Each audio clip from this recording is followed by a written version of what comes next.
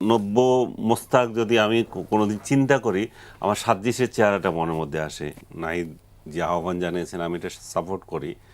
যেই কজ আপনি নিজে ধারণ করেন, যেই যেই যে কারণে আপনি জাতির কাঁধে এগুলো দিতে চান, সেটা যখন এই সংসদ মানতে চায় না বা পূরণ করতে চায় না, বাতিল করতে চায়, তাহলে আপনি তো দেশের নাগরিক হিসাবে জনতার কাছে আসেন, জনতাকে বলেন যে কেন আপনি মানবেন না, জনতাকে বুঝান সেটা। এবং তবে এসএসএফ নিয়ে আসেন না, আপনি যে এসএসএফ পান বা যেটা বাটপাড়ি করে শেষ বেলায় নিজেকে ভিআইপি ডিক্লেয়ার করে আপনি নিয়ে নিয়েছেন, সেটা ছাড়া আসেন, তখন দেখবেন জনগণ আপনাকে কেমন করে আর কি, সমাদর করে। তখন বোঝা যাবে যে আপনি যেটা চাচ্ছেন সেটা জনগণ চায় কিনা। তো আমি মনে করি যে তাদের আসা উচিত, এবং নাহিদের এটাকে আমি সমর্থন করি। নব্য মোস্তাক যদি আমি কোনোদিন চিন্তা করি, আমার সাদৃশ্যের চেহারাটা মনের মধ্যে আসে। বঙ্গবন্ধুকে যেভাবে আকাশে তুলে তারকে নিয়ে যে কান্নাকাটি করে গেছে, সেটার মোস্তাক, এবং বঙ্গবন্ধু হত্যার পুরো পরিকল্পনাই করেছে যে এবং এই ছেলেটি যে বক্তৃতা আজকে দিচ্ছে সেটা কালকে আরেকটা দে, এবং মোস্তাকের পুরো চরিত্র তার মধ্যে আছে।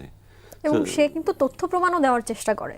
না, দিতে পারে, তথ্য প্রমাণ তো আছে, তার তথ্য প্রমাণ তো যখন সে যার পক্ষে যাবে তখন তথ্য প্রমাণের তো অভাব হবে না।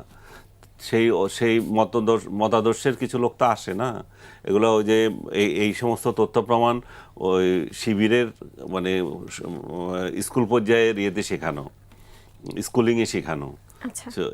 এগুলো সে শিখবে, এবং যখন দরকার হবে, ক্ষমতায় যে আছে, যখন শেখ হাসিনা ক্ষমতায় ছিল যখন তাকে বঙ্গবন্ধু করে মুখের ফানা তুলতে হয়েছে, আর যখন শেখ হাসিনা ক্ষমতায় নাই, তখন তার বঙ্গবন্ধু এবং বাংলাদেশ মুক্তিযুদ্ধ নিয়ে তাদের ন্যারেটিভ চেঞ্জ হয়ে যাবে, সেটাই স্বাভাবিক।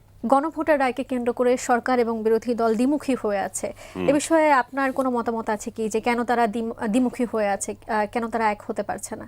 এক হতে পারছে না তাদের স্বার্থে, প্রধান স্বার্থ হচ্ছে যে এখানে সংখ্যানুপাতে এমপি নির্বাচনের যে বিষয়টা, সেটা কি ভোটের অনুপাতে হবে না এমপির অনুপাতে হবে, এটা একটা প্রধান স্বার্থ। এটা তারা প্রকাশ্য করছে না। বিএনপি আওয়ামী লীগের মধ্যে এটা বড় একটা দ্বন্দ্ব। আর যে বাকিগুলো আছে, এগুলো খুচরা খাসরা বিষয়। কিন্তু আমি মনে করি যে তাদের লক্ষ্যবস্তুতে যাওয়ার ক্ষেত্রে কোনো বাধা এখানে দেখছি না। কারণ আপনার গণভোট বাস্তবায়নের যে বিষয়টা, গণভোট মানে কি, গণভোটটা কোথা থেকে আসলো, গণভোটটা হয়েছে কিসের ভিত্তিতে? এটা তো জুলাই সনদের ভিত্তিতে হয়েছে। জুলাই সনদে যা আছে এটা বাস্তবায়ন করতে চায় রাজনৈতিক দলগুলো, আপনি সেটা সমর্থন করেন কি করেন না, এটাই তো গণভোট, নাকি অন্য কিছু আছে গণভোট? বাংলাদেশের নাম অন্য একটা চেঞ্জ হবে, হ্যাঁ না, এগুলো অন্য তো কোনো সাবজেক্ট নাই এখানে। কথাটা শুনেন, এখানে তো কোনো অন্য সাবজেক্ট নাই, সাবজেক্ট তো জুলাই সনদই আছে। জুলাই সনদ বাস্তবায়ন প্রশ্নে গণভোটটা হয়েছে। এখন জুলাই সনদ বাস্তবায়নের ক্ষেত্রে জুলাই সনদের মধ্যে কি আছে?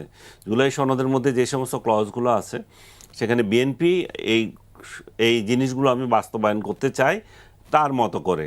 এখানে আমার নোট অফ ডিসেন্ট আছে, এটা পড়ো না, এটা করবো না, এটা করবো, এটা এইভাবে করা আছে। জামাত এক ধরনের চেয়েছে, এনসিপি চেয়েছে এক ধরনের, তাদের আরও ABCD জামাত যতগুলো আছে সেগুলো এক ধরনের চেয়েছে। তো বিএনপি যেটা চেয়েছে সেটার ভিত্তিতেই তো সে করবে, সে তো জুলাই সনদেই বাস্তবায়ন করছে। কারণ জুলাই সনদে যে অংশটুকুতে সে একমত হয়েছে সেটাই তো সে করবে, সে তো অন্য একটা করবে না। সে তো জামাত যেটাতে ঐক্যবদ্ধ হয়েছে সেটা তো করবে না, যেটাতে এনসিপি করেছে সেটা করবে না। তো এখানে জুলাই সনদের বাস্তবায়নের মধ্যে বেসিক পার্থক্য কোথায়? জুলাই সনদ কি এমন যেটা পাস হওয়ার সঙ্গে সঙ্গে সব কিছু অটোমেটিক হয়ে যাবে? তা তো না, এটা তো পার্লামেন্টে রেটিফাই হতে হবে। পার্লামেন্টের যারা আছে তারাই তো এটা বাস্তবায়ন করবে, এবং সেই জন্যই কি বলতেছে 6 মাসের একটা সংসদীয় হবে, জুলাই সংবিধান সংক্রান্ত যে সংস্কার হবে, সংসদ হবে 6 মাসের, তারপরে হবে। এখানে এই পদ্ধতি আর ওই পদ্ধতি, যে পদ্ধতিতে হোক, কাজটা একটাই। হ্যাঁ, এবং বিএনপির তরফ থেকে যেটা বলা হচ্ছে এটা অসাংবিধানিক যে পদ্ধতি, সেটা আমরা যাবো কেন, সংবিধানে যা আছে সেটাই করব। তো আমি মনে করি যে জুলাই সনদ বাস্তবায়নের ক্ষেত্রে তাদের মৌলিক কোনো পরিবর্তন নাই, এটা ওয়েটা নিয়ে তাদের আছে।